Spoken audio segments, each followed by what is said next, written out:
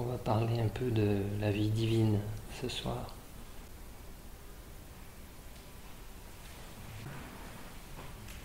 On vit une vie humaine, et cette vie humaine, c'est une vie qui fait les choses sans Dieu. C'est quelque chose qui n'a pas toujours existé dans l'histoire de l'humanité, mais le besoin de contrôle, l'impression que si on ne contrôle pas sa vie, tout va s'écrouler, c'est une caractéristique de la vie humaine aujourd'hui. Et on le voit beaucoup dans notre travail, dans notre démarche intérieure, dans le cheminement qu'on fait pour grandir. On est de bonne volonté, mais on se met une pression formidable pour s'améliorer, pour aller mieux, surtout pour aller mieux. Donc dans la vie humaine, sans cette relation avec Dieu, dont on va parler un petit peu, cette vie humaine-là, c'est une vie de combat. Et il y a des combats qu'on essaie de mener même au-delà de nos propres ressources, comme s'il n'y avait pas d'autres ressources. Et donc la vie divine, c'est le fait de vivre ici même, dans ce corps, avec les expériences terrestres qu'on vit tous, qu'on partage, et de le vivre avec Dieu. Mais cette vie avec Dieu, elle ne peut pas être juste une formule, quelque chose d'abstrait. C'est le fait de participer à la vie de Dieu et de faire participer Dieu à notre propre vie. Et le deuxième aspect est un des plus intéressants parce que on a dans la distance de la vie humaine avec Dieu, on a une conception du divin qui est d'une certaine façon exagérée. Ça ne veut pas dire que je connaisse le divin au point de pouvoir dire que c'est exagéré, mais ce qui est exagéré, c'est de rendre Dieu inaccessible et donc de s'interdire une relation personnelle avec lui à cause de cette inaccessibilité. Quand on voit dans les textes, les évangiles, ce genre de choses, ou l'Ancien Testament par exemple, que Dieu a créé l'homme à son image, c'est un petit peu comme si on n'y croyait pas. C'est-à-dire si Dieu est autre chose que l'humain, ce qui est une réalité aussi, il est inaccessible parce qu'on ne sait pas de quoi il s'agit. Mais avec le Christ, il s'est passé quelque chose qui nous a un petit peu échappé, surtout dans le monde du développement personnel, du travail sur soi qu'on vit depuis le milieu du XXe siècle. Il y a donc le Christ est parti avec l'eau du bain au moment où on a essayé de faire le ménage de la religion. Donc il y avait certainement du ménage à faire. J'ai une sorte de conviction que si le Christ revenait aujourd'hui, il dépoussiérerait pas mal de choses. Mais bon, c'est juste une conviction personnelle, je ne sais pas ce que ça vaut. Je sais qu'elle est partagée par d'autres gens, mais c'est pas le plus important. C'est qu'il y a quand même, dans la tradition qui s'est perpétuée pendant 2000 ans, il y a un fil doré qui pour moi est essentiel. C'est le point principal, c'est le Christ reste celui qui se présente au nom de Dieu ou en tant que Dieu incarné pour proposer une relation d'amour personnelle. Donc rien d'inaccessible. Une relation d'amour personnel qui est peut-être qui peut paraître une sorte de sacrilège au début, c'est-à-dire quand on voit comment certains mystiques, certains êtres ont vécu cette relation personnelle, elle était parfois entière, c'est-à-dire l'image du Christ qui est proposée pour certains sur la croix ou par exemple ici avec une icône, c'est une image concrète.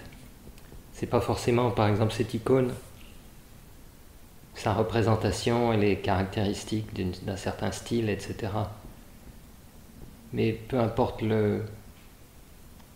l'apparence et le support, c'est un être humain divin, vie humaine, vie divine, qui se présente en disant je fais le pont. Si vous passez par moi, vous rencontrerez le Dieu inconnaissable. Où vous entendez et vous voyez le Dieu inconnaissable.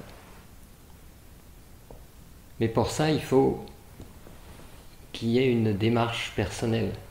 Dans la relation personnelle, il faut qu'il y ait une démarche personnelle. Il faut pouvoir se tourner vers l'icône, par exemple, et essayer d'engager.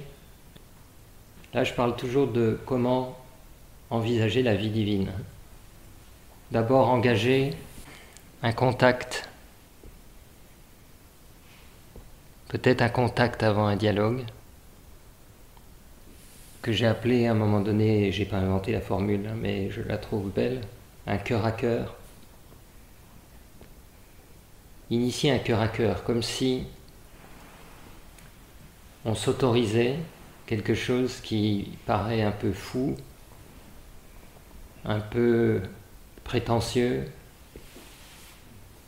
un peu risqué, comme je disais, peut-être presque un peu sacrilège, de dire je fais le pari, je prends le risque de me tourner vers le Christ sous cette forme et d'essayer d'initier une relation.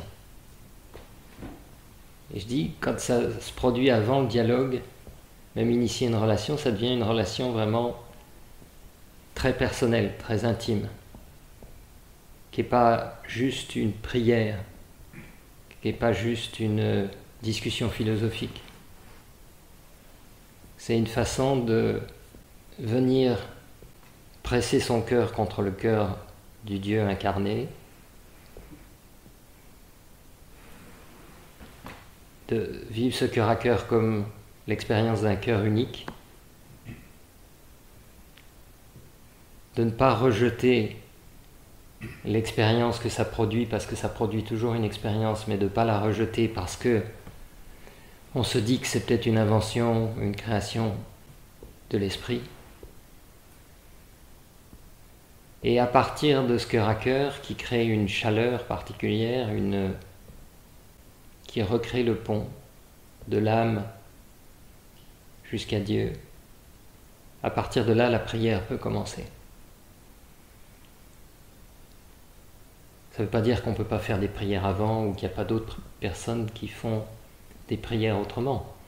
Mais si on n'établit pas une relation personnelle, d'une certaine façon, le destinataire des prières, il reste froid et distant.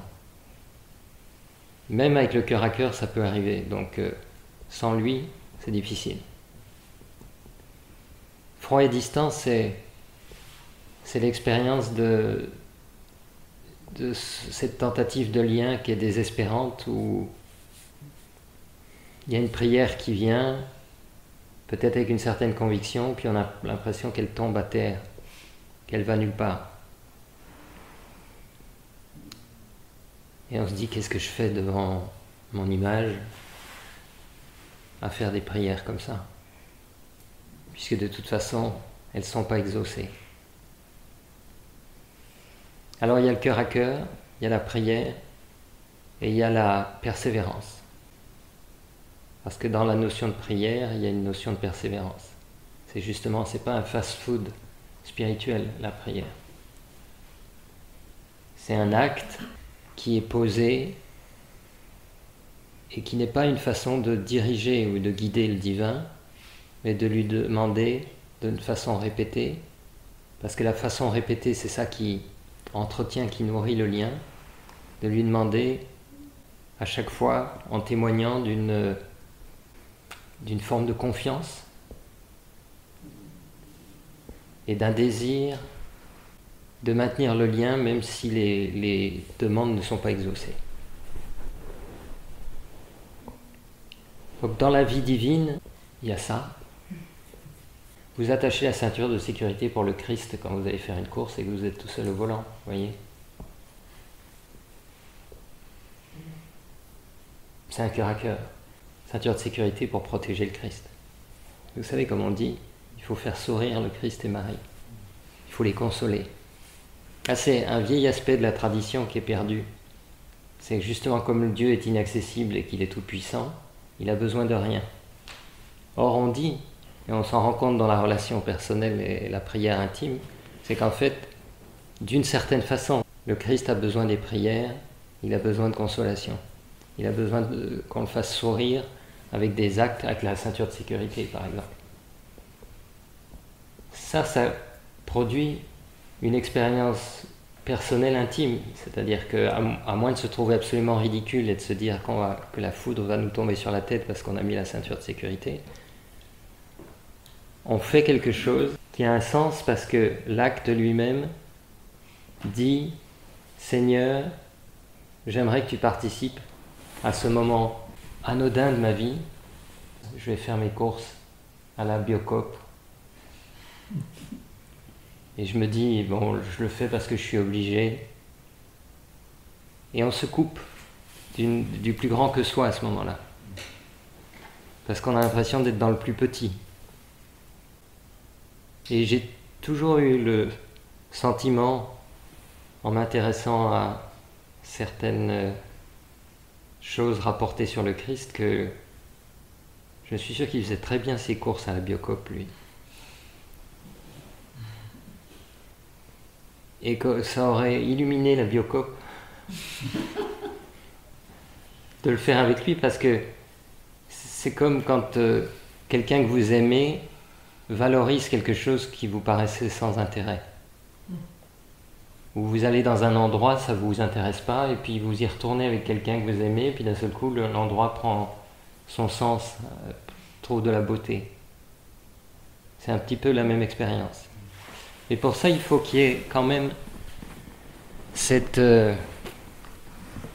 relation intime, personnelle, parce que ça, c'est l'expérience mystique par excellence, et qui est accessible à tout le monde. Il n'y a pas besoin d'être ce qu'on appelle un grand mystique pour avoir une relation personnelle intime, mais il faut quand même l'essayer et la pratiquer.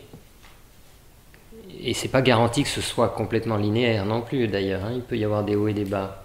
Mais pour qu'il y ait un lien mystique, c'est-à-dire qui amène à ressentir la présence divine, la présence du Christ, il faut faire le pont, il faut faire le pas, il faut prier. Et cette prière, même si elle est timide au début, même si elle est maladroite, si on ne trouve pas les mots, le plus simple, c'est justement de prier en disant « Je suis timide, je suis maladroit, je ne trouve pas les mots. » Parce que c'est la vérité de l'instant. Et le premier grand confident, c'est le Christ. Il sera toujours plus concerné que le meilleur de vos amis, qui lui a ses propres prières, ses propres soucis.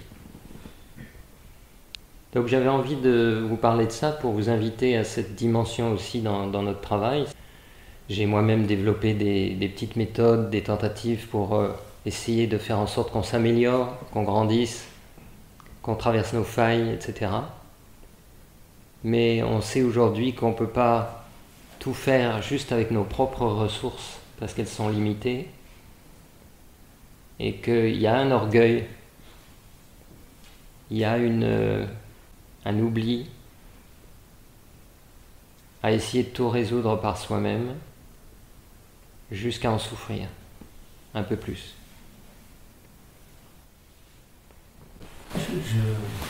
Je comprends bien le premier aspect de la prière dont tu parles, c'est-à-dire la connexion avec le cœur du divin. Mais après, j'ai du mal à comprendre pourquoi il y aurait besoin d'autre chose au niveau de la prière. Pendant les prières de demande, je n'ai jamais compris ce que ça voulait dire en fait. Ah oui. Par que ta volonté soit faite, ou bien regarde ma misère, regarde ce dont j'ai besoin, mais donne-moi ça parce que j'en ai besoin, ça j'arrive pas à faire une prière comme ça, quoi. Je crois qu'elle a une valeur, cette prière, pas tellement dans le fait que tu demandes quelque chose ou que ça te soit donné, mais dans le fait que tu crées une relation à ce moment-là. Tu crées une relation particulière, comme tu le ferais avec un ami, que tu appelles parce que tu as besoin d'aide, tu as besoin de quelque chose. Évidemment, tu as raison sur le point que c'est pas fait pour exiger, demander ou demander quelque chose qui ne serait pas selon sa volonté. Mais c'est faire quelque chose, c'est la même idée si tu veux que faire sourire le Christ ou le consoler. C'est lui dire, j'ai besoin de toi, j'aimerais ça. Alors tu peux rajouter dans cette prière-là, si c'est ta volonté, c'est ce que font beaucoup de gens, pour respecter cet aspect de la volonté divine qui n'a pas besoin de savoir de quoi on a besoin, etc. Mais c'est un acte particulier pour moi, c'est ce qui rend la prière féconde spirituellement. C'est le fait qu'on s'autorise des choses qu'on n'a pas envie de s'autoriser selon les principes que tu évoques. La première chose que j'ai dit quand j'ai proposé la prière avec le Christ, c'était ça, c'est s'autoriser. Tu sais qu'il y a des personnes qui vivent une sorte de relation intime presque charnelle avec le Christ. Elles s'autorisent ça. Parce que c'est comme ça qu'elles ont l'impression de faire le pont. Dont elles témoignent, elles racontent comment ça s'était vécu. Une sorte de vécu intérieur, de contact. Parce que justement, ce qui se passe, c'est que cette façon d'avoir évacué le religieux qui nous paraissait... voilà, tout ça, de l'avoir évacué, ça a coupé cette autorisation-là. C'est comme si le Christ n'existait plus, comme s'il y avait des choses qui devenaient stupides, désuètes.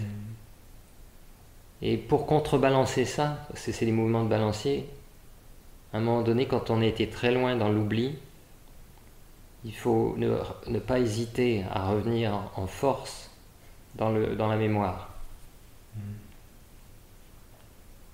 Et de toute façon, si tu te mets devant une icône ou devant un crucifix ou quelque chose qui représente pour toi la présence réelle du Christ, si tu lui demandes quelque chose, à mon sens, ton expérience intérieure, elle change. Ça peut paraître une réduction, peut-être plus primitif de faire ça, mais ça t'amène plus loin dans la relation avec lui. Parce qu'autrement, ça reste quelque chose, encore une fois, qui dit, de toute façon, il n'y aura rien entre nous.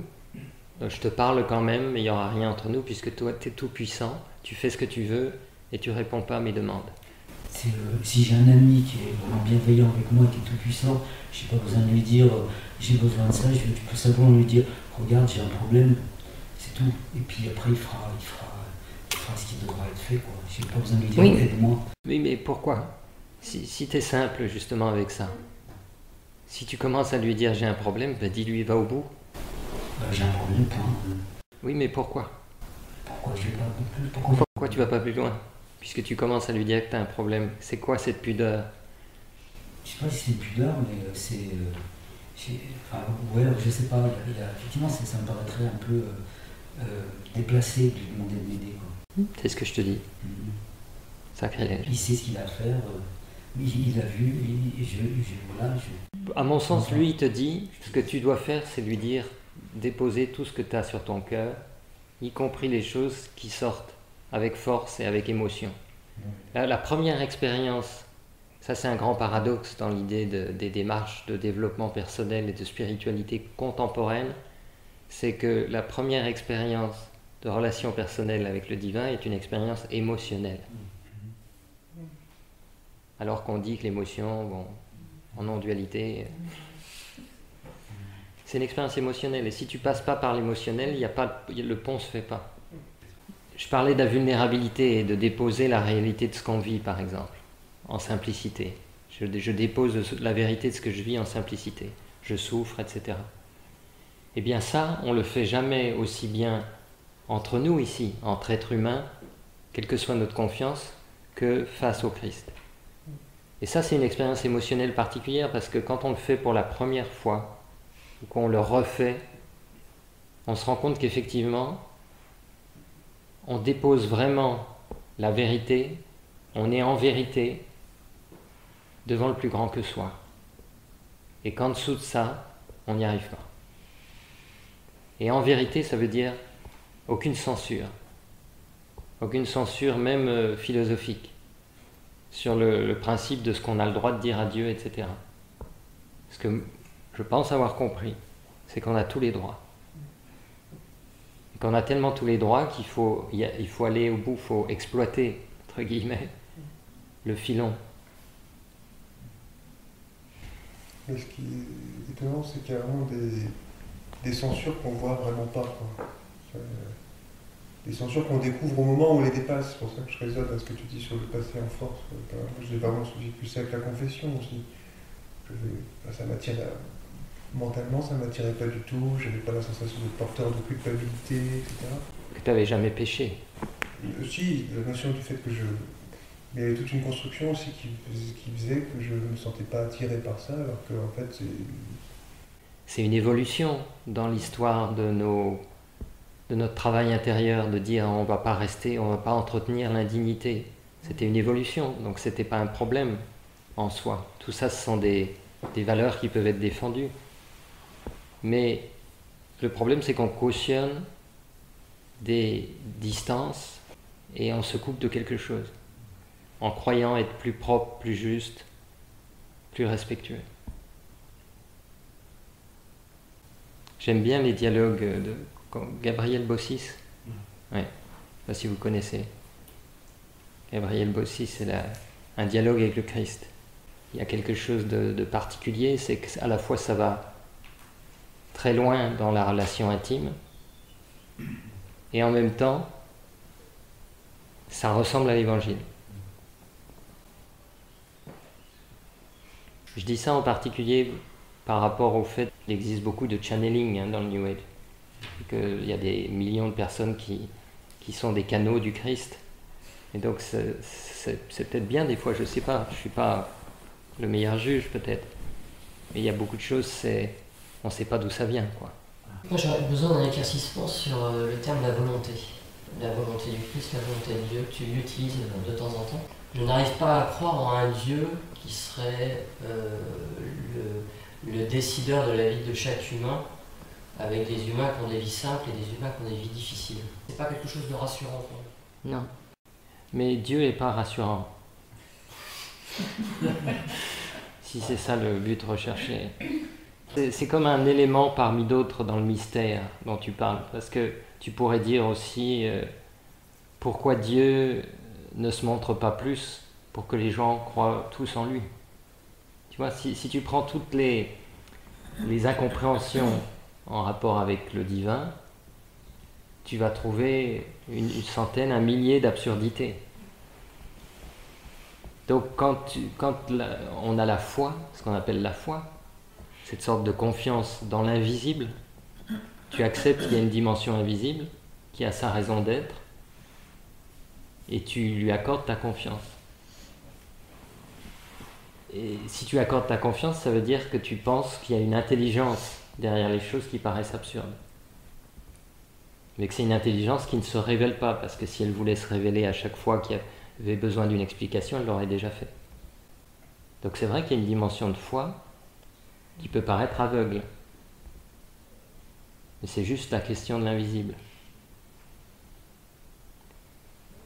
Parce qu'il y a un processus pour l'humain dans l'invisibilité du divin. Il y a quelque chose qui se joue là-dedans. Parce que l'expérience humaine, c'est une expérience de pétrissage. Comme ça que je l'appelle. On est pétri. Oui. C'est nous qui sommes pétris. C'est nous qui sommes pétris par le grand boulanger. Mais on est pétri, on n'est pas que pétri, mais on est beaucoup pétri. Ça fait partie des grands thèmes aussi de rejet par rapport à la religion, c'est ce qu'on a appelé le culte de la souffrance. Et ce qui est étonnant, c'est quand on rejette le culte de la souffrance, et on a raison de rejeter le culte de la souffrance. Mais quand on jette ça, on fait semblant d'oublier qu'on souffre. Et souvent. Et parfois durement. Donc il n'y a pas de culte, il y a la reconnaissance de ce qui est, et essayer de comprendre le mystère de la souffrance, c'est-à-dire comment est-ce que la souffrance nous creuse d'une certaine façon, y compris dans l'oubli de Dieu, souffrance plus oubli de Dieu, qu'est-ce que ça vient faire dans une vie? On ne peut pas contourner cette réalité-là. Qu'est-ce que ça vient faire dans une vie? Soit il n'y a pas de vie divine, et à ce moment-là, effectivement, tout est absurde, il faut juste encaisser, essayer de s'en sortir au mieux. Soit on a un lien, une conscience à ce niveau-là, et à ce moment-là, on appelle ce genre de situation, on appelle ça des mystères. Et on grandit de toutes sortes de manières, mais on grandit fortement à travers la souffrance.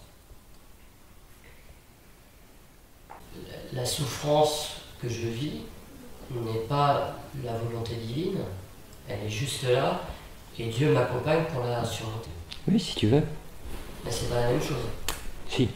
Non. Objection. Tu as raison. Tu as le droit d'objecter, mais c'est la même chose pour moi.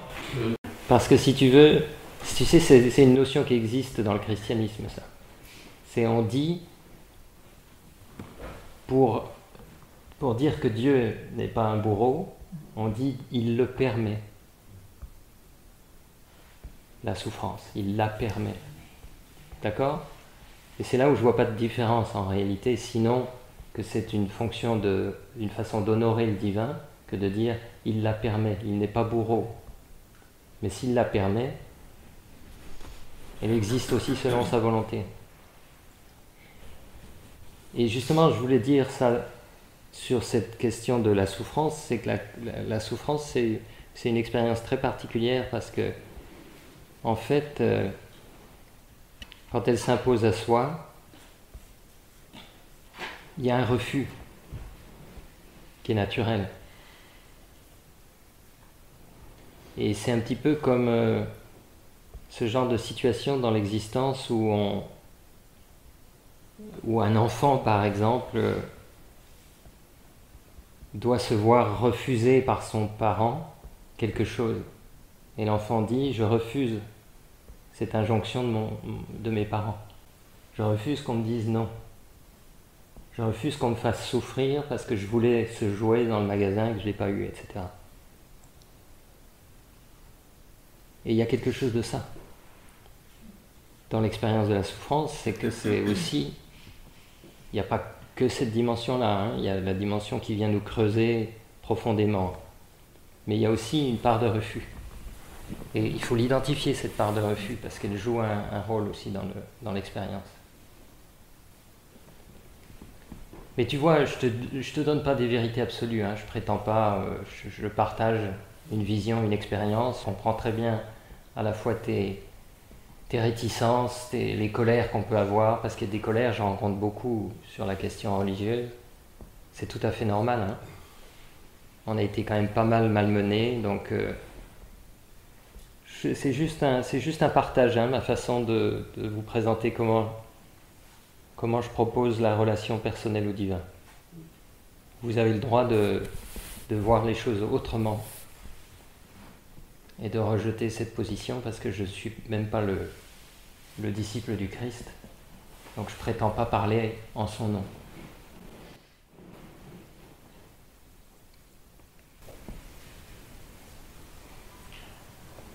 Cette question, ça ramène à la question du libre arbitre en fait. Est-ce qu'on a le libre arbitre? C'est une grande question. Parce que quand on parle du plus grand que soi, je crois qu'on est amené à un moment donné à se dire si Dieu est plus grand que soi, même son intelligence est plus grande que la nôtre, donc on ne peut pas tout comprendre. C'est aussi simple que ça. Je ne dis pas que c'est facile à entendre, je dis c'est aussi simple que ça. Et donc on ne peut pas avoir une foi qui considère qu'on est à intelligence égale et qu'on comprend la logique de Dieu. C'est forcément une foi qui n'est pas à intelligence égale. Ça ne veut pas dire qu'il ne peut pas y avoir des fulgurances personnelles qui sont d'ordre divin. Il y a des charismes parfois, comme on appelle ça dans le christianisme, il y a des dons qui sont des révélations, des fulgurances comme ça qui viennent de plus grand que soi. Mais ce n'est pas la matière principale de notre vie. Nous, on est là, je suis une âme engagée dans un chemin de vie pour grandir. Et il y a beaucoup de choses que je ne sais pas, et c'est parce que je ne les sais pas que je grandis. Parce que mon expérience doit être une expérience d'oubli au départ. Et après, les retrouvailles, c'est la mémoire qui revient. En Inde, on donne ça dans la Bhagavad Gita. Le dernier mot, un des derniers mots d'Arjuna à Krishna, c'est Smritir Labdha, ça veut dire la mémoire m'est revenue, je me souviens. C'est la notion d'éveil, c'est le moment de l'éveil, mais c'est la fin de l'oubli. Mais ça cautionne et ça justifie le processus de l'oubli et donc finalement de la souffrance. Parce que quand on n'oublie pas, on souffre moins. Comme quand on combat une situation de la vie quotidienne, on se dit je suis toute seule, tout repose sur moi, j'ai mal au dos, mais Seigneur, j'ai pas encore pensé. Ah tiens, j'ai une icône au fait. Qu'est-ce que je vais bien lui demander? Ah ben non, je peux rien demander parce qu'il sait déjà tout. On en a plein le dos. Moi, je vois la souffrance comme une opportunité. Enfin, mon expérience de la souffrance, c'est ça. C'est pas pour faire du dolorisme. Hein. Je tiens pas du tout à souffrir. Mais quand je souffre, je vois ma propre résistance à l'amour. Et je me vois reculer tout le temps, reculer. Parce que j'ai peur. J'ai peur, c'est trop grand. C'est un combat. Tu le fais parce que tu peux pas faire autrement. C'est pas comme si tu avais le choix. Il y a un moment donné, un choix peut se présenter. Mais tant que le choix se présente pas, il se présente pas. Et je veux dire, on voit bien qu'effectivement tu dis sans faire de dolorisme, et ça c'est très important. C'est pas du dolorisme, mais c'est une reconnaissance que parfois, c'est parce qu'on a été mis à terre qu'il y a quelque chose qui dit oui. Et cette chose qui devait être mise à terre, elle est souvent présente depuis le début. C'est un petit peu comme si c'est ça qu'on venait travailler, tu comprends? C'est pas quelque chose où tu avais le choix ou pas, c'est tu viens justement pour travailler sur une énorme résistance qui va te prendre toute ta vie, qui va te faire mal au corps, parce que c'est le véhicule, le laboratoire, et ça va se passer à l'intérieur de tout ça. Et on va avoir mal au dos, on va avoir des maladies, mais ça fait partie d'un grand processus, il faut le replacer dans la grande perspective. Parce qu'autrement, on souffre aussi de se dire « mais j'aurais pu faire autrement, je ne serais pas malade » par exemple. Ça c'est dur ça. Comme... Si on a une fois cette pensée-là,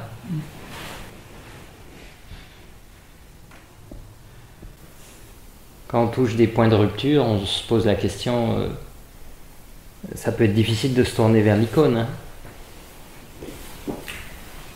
Et après, moi, j'avais envie vraiment d'inclure Marie aussi, en tout cas en ce moment. Voilà. Et de lui demander la protection, en fait. Tu vois, il y a quelque chose dans la paix du Christ qui était presque un peu trop radical, que j'ai besoin d'un truc un peu plus... Un peu plus féminin. Le Christ est plus radical. C'est pour ça qu'on a une mère divine. Voilà. Marie, c'est la mère du ciel, tu sais. C'est ça. Ouais, Et là, l'image, c'est plus un cœur à cœur, c'est se mettre dans les bras de Marie. Au moment où on a mal au dos. Au fait, Marie, j'ai envie de me blottir dans tes bras. Petit bonhomme, petite bonne femme. Parce que là, j'en peux plus. Quoi. Elle te dit, mais justement, il a fallu que tu ailles jusqu'au moment où tu n'en pouvais plus pour revenir. Ben c'est ça, justement. Est-ce que c'est pas possible avant? C'est la grande question du New Age, hein, c'est comment éviter la souffrance. Quelle est la méthode qui permet de ne pas aller jusqu'au bout du combat? Comment éviter l'inévitable? D'aller aussi loin dans la souffrance, ça veut dire qu'à un endroit, je suis vraiment déconnectée. Si je peux être plus connectée, peut-être que la souffrance, ça sera moins... Il y aura toujours de la souffrance, mais il y aura peut-être quelque chose qui sera... Tu as envie d'être plus tranquille, moi aussi. Et après, il y a d'autres choses, il y a d'autres éléments dans la vie divine. Il y a la question de la rédemption, il y a la question du partage de la souffrance de l'humanité. Il y a d'autres éléments. On ne souffre pas que pour soi. Et puis tu peux être tout à fait connecté à un moment donné, passer par ce qu'on appelle les mystiques la nuit noire. Nuit noire de l'âme, nuit noire de l'intellect, nuit noire des sens, qui sont des traversées, des tunnels qui sont plus particuliers. Ou ce qui t'a été donné comme un charisme et comme un don t'est retiré, par exemple. Et c'est pas parce que t'es déconnecté. Pas du tout. Donc si t'es sensible à la punition, à ce moment-là, si t'as été un serviteur de Dieu et puis d'un seul coup on te retire tout pendant... Tu peux te dire, mais pourquoi je suis puni?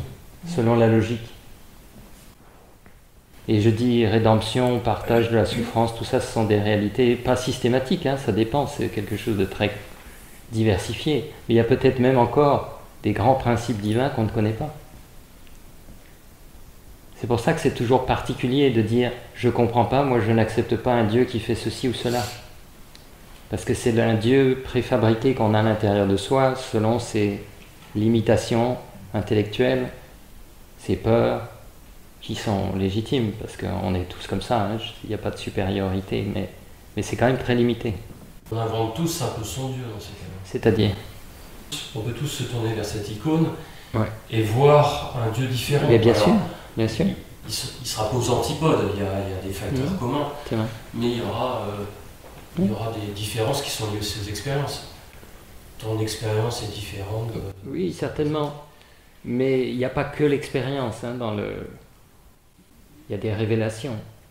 Et puis il y a aussi une chose, tu vois, ce qui est le grand paradoxe qui montre que tout le monde croit en Dieu, comme on dit, c'est que quelqu'un qui est athée dit « si Dieu existait, il n'y aurait pas de souffrance sur terre ». Donc ça veut dire qu'il croit que Dieu est amour. J'ai compris que Dieu était amour, il y a des choses qui ne devraient pas exister. Mais s'il disait « je suis athée, donc je ne sais pas du tout ce qu'est Dieu », il n'y a plus rien à dire. Si on ne croit vraiment pas en Dieu, il n'y a rien à dire dessus. Il n'y a pas à revendiquer quelque chose, on revendique que parce qu'on croit quelque chose. Je demande quelque chose à Dieu alors que je ne crois pas en lui. Ce que je veux dire par là, c'est qu'à l'intérieur de toutes les colères, les tristesses, par rapport au divin, il y a toute notre histoire personnelle de la nostalgie de l'amour divin. De l'âme qui se souvient, mais alors elle se souvient dans l'oubli.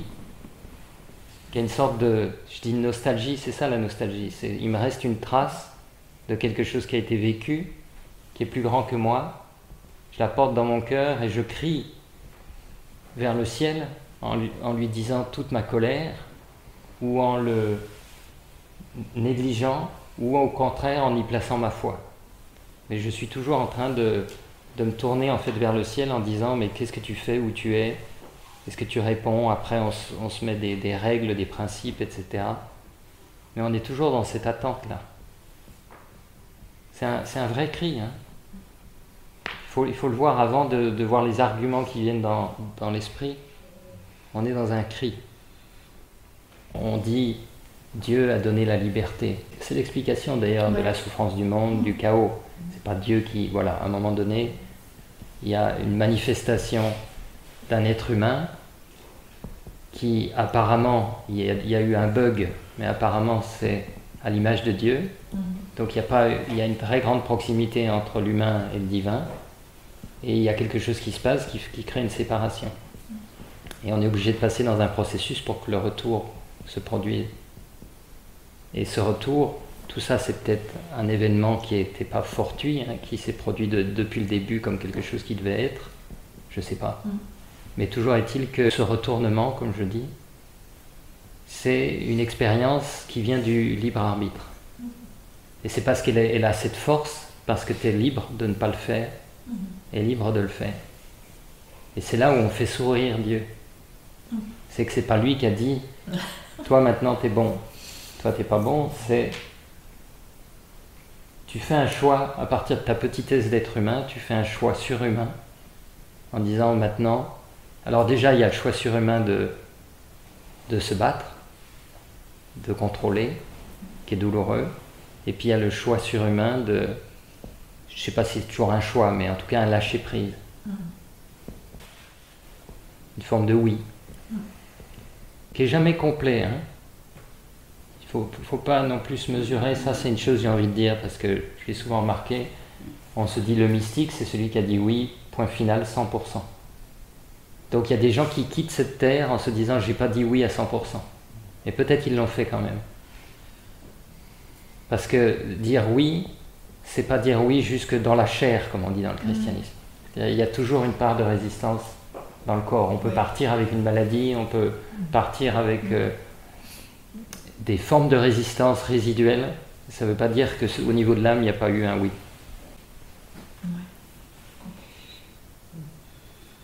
Alors, il faut que ce soit un oui quand même, mais le fait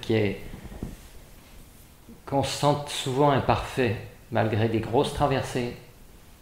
Tu vis une épreuve, tu la traverses, puis tu te dis, bon, bah, maintenant j'ai dû purger quelque chose, puis tu te dis, mais je suis toujours le même. Ça, c'est normal. Parce qu'il y a un plan où c'est toujours le même. Il faut regarder au bon endroit. Si on regarde le corps, les émotions, si on regarde les 3 strates du haut, pensée, sensation, émotion, c'est pas là où les changements sont les plus nets. Et c'est là où on regarde en général. C'est le personnage social. On se dit, comment il a évolué le personnage social? Pas grand-chose. Mais par contre, très subtilement, il y a des choses qui ont muté.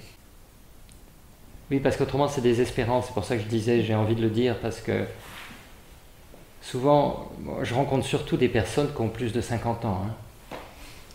Les trentenaires, ils sont encore au taquet, en train de faire des purifications, un petit coup d'ayahuasca le week-end suivant. On fait du cri primal, on va y arriver.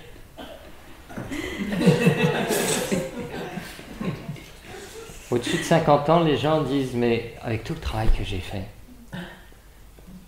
j'en suis encore là. Il y a des choses qui reviennent tout le temps. Ça, sur un plan, c'est comme ça. Pour ça, il y a même la régression, j'ai l'impression. Oui, mais c'est la même chose. C'est une régression linéaire. C'est ça, Tu le regardes sur un plan, tu sais, c'est comme la notion de l'évolution, comme ça. Si tu regardes le graphique sur un point limité, tu vois une montée et une chute. Tu regardes le graphique comme ça. Bon, on a peut-être fait le tour pour ce soir, au niveau des paroles. J'espère qu'on a fait sourire le Christ et Marie.